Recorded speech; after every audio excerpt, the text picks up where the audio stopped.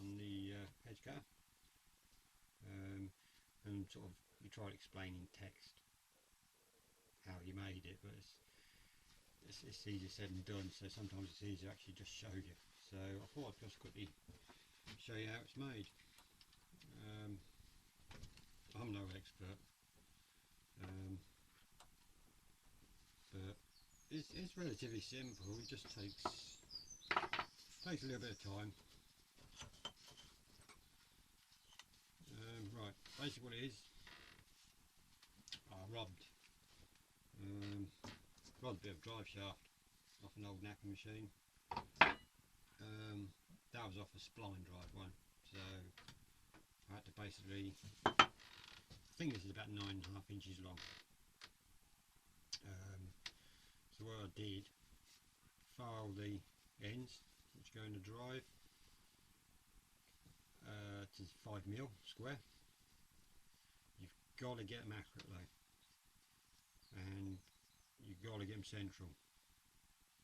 If you don't, when the machine's running, it's going to be going like that, and it's going to bugger the bearings up and vibration. But I mean, I did this by hand file. Take your time, and you know, it takes a bit of time, but once you made it, you've got it, you know. So, and then what you do, all my machines run on a 25mm tube. So again, this is off, can't remember what this is off now. It's off something. Anyway, you cut to, I would suggest you cut it longer than you need to start with, because you can always adjust the length of that a lot easier than you can that.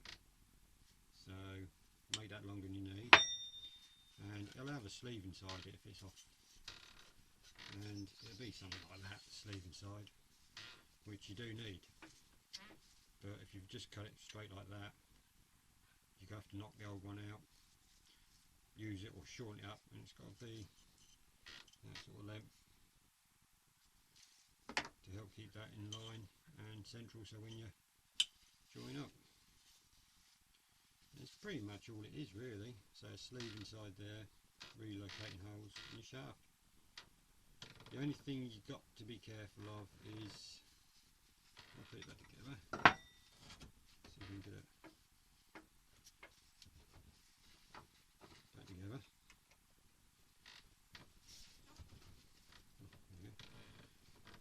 When you do your length and short shaft,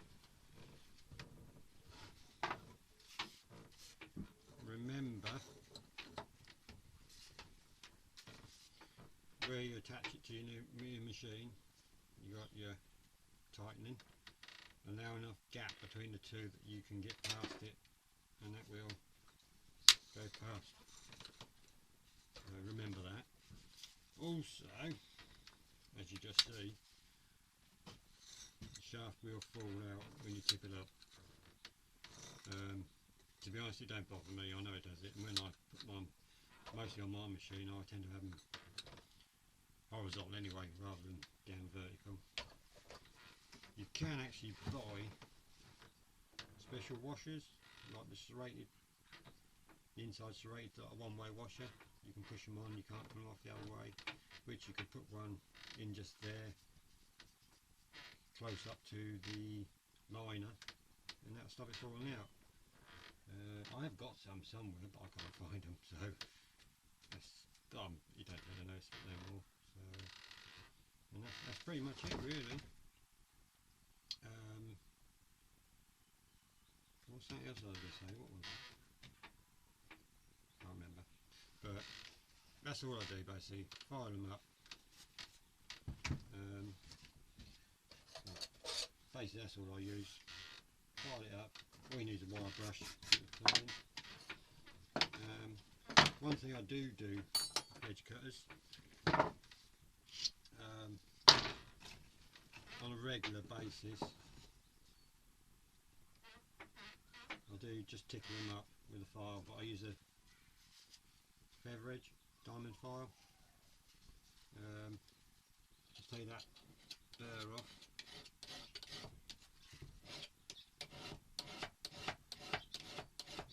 basically that's all I do. Pretty much 6 months of the year, that's all I do. And then usually probably late autumn, totally take the blade apart, machine apart, and then file them thoroughly. Takes any nicks in them, because obviously, you know, I use it 12 months a year, as I say, but obviously they're not going to do much at the moment for the next 2 or 3 weeks.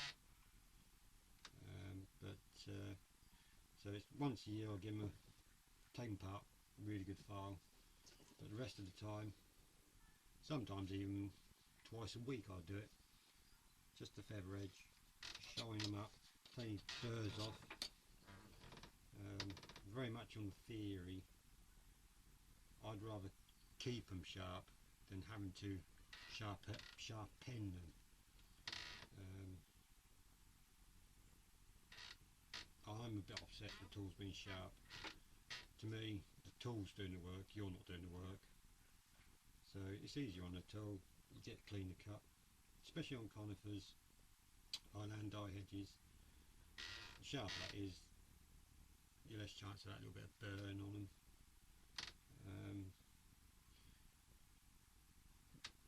One thing I would say is, especially on, like I say, Highland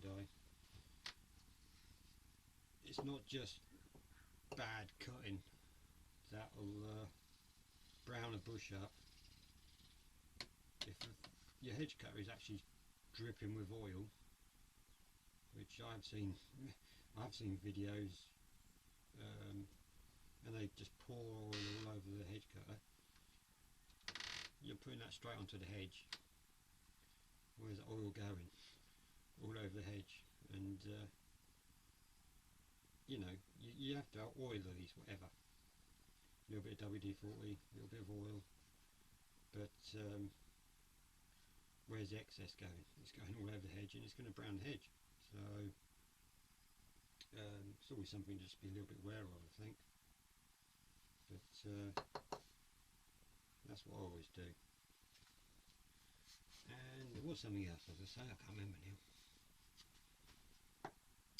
Oh yeah. Sharpening. Right. This is, I'll just put this out of the way.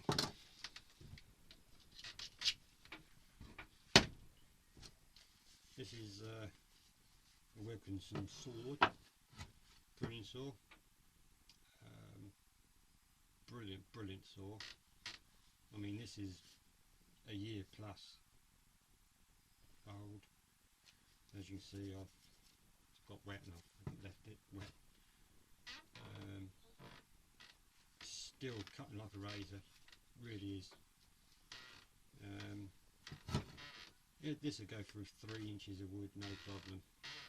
You know, whatever it is, conifer, hardwood. Really is a good saw. Very comfortable to use.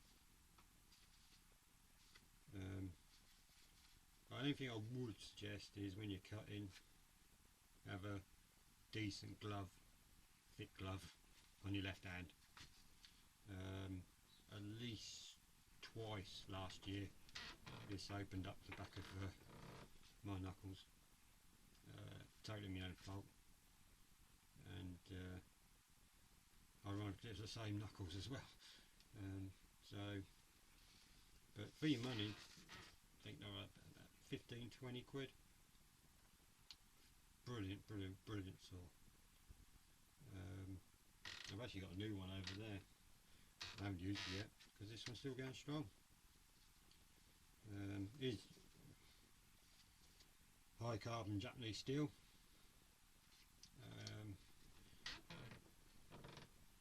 So I've not touched this apart from the other day.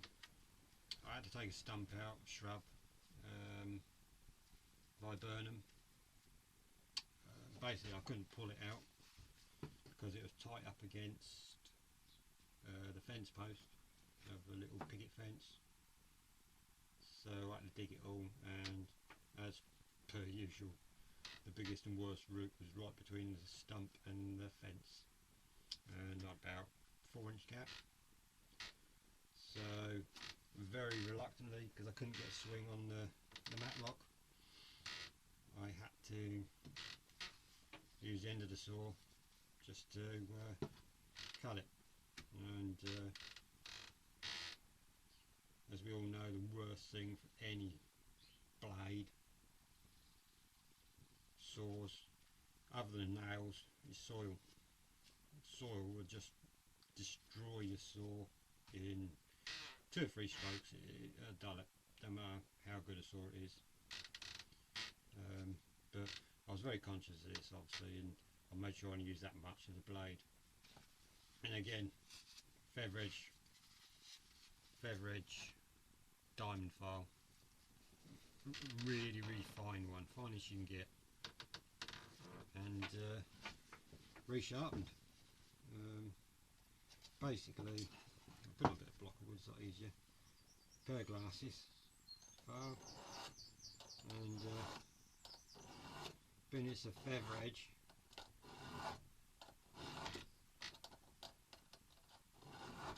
even though its teeth are very close together, a feather edge will go through no problem and not touch the next tooth. As you can see, I don't know if you can see there. So, you know, don't be frightened of sharpening. If you've got a saw like that or anything and you think it's knackered and you're going to throw it away and buy a new one, you know, buy a file, have a go sharpening. If you think it's knackered, you ain't going to make it no worse, are you? So certainly have a go, you can only improve it. You know, the more times you do it, the better you'll get at it. And in the long run, it'll save you some money as well. Why throw away a good saw if it's just a case it just, you know, wants a tickle? And like I say, this is a high carbon steel saw, so you know, you get the edge back on no problem. Also, another one thing about these saws, they have a bit of flex in them, which is what you need. But as I say, this is done, say it's 12 months plus more. I don't know if you can see there. That is dead straight still. It's not kinked. A lot of saws, you just, you know, you pinch them up and straight away it'll kink the saw, and they've had it. But I don't know if you can see there. That's still dead straight.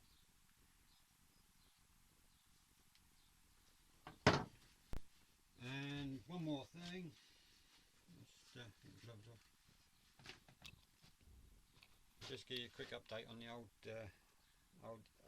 the Parker.